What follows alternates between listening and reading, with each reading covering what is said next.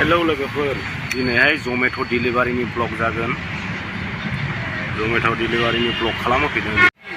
जमेट'आवहाय खामानि मावनोहाय गारि गोदान लायदोंमोन आङो।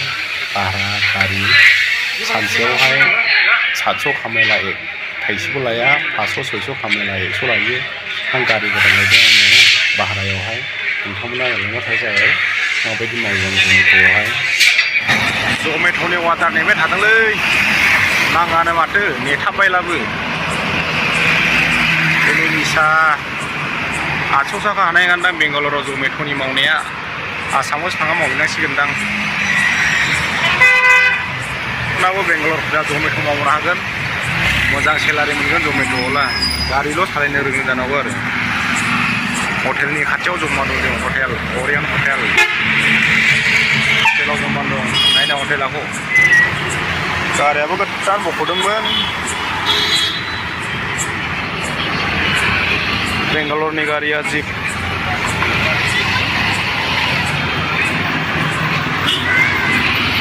खमला बायजोबदों नै जमेट' मावग्राफ्रा। साफा नेयै नेयैहाय नों लामा खाथियावनो लाबोयनो अरियन हटेल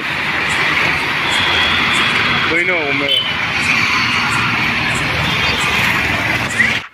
नाय लोगोफोर बेंगालरनि दंखल खुरनाया मारै खुरनो, मेचिनजोंसो खुरनो।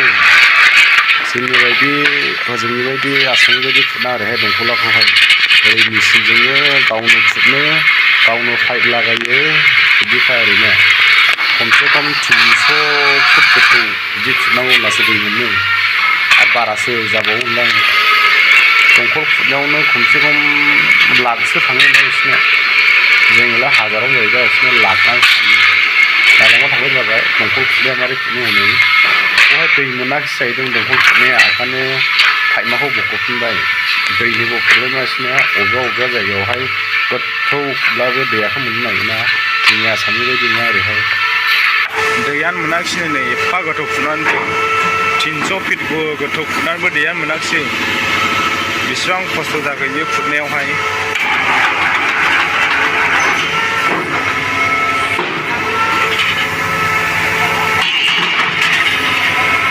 नाय लोगोफोर खाथिनिफ्राय मारै खालामो।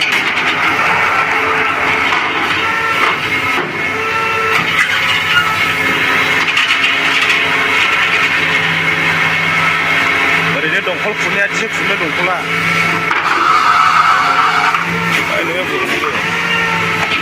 ओरैनो दंखल खुरनाया एसे खुरनो।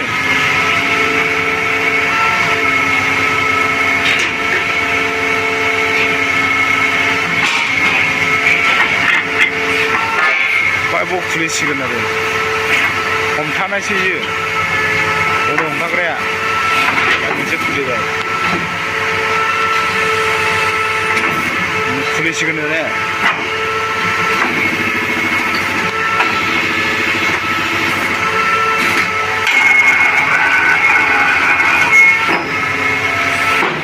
दै मोनाला बेखारो दंखल खुरनाया। आसामनि बायदि जाया।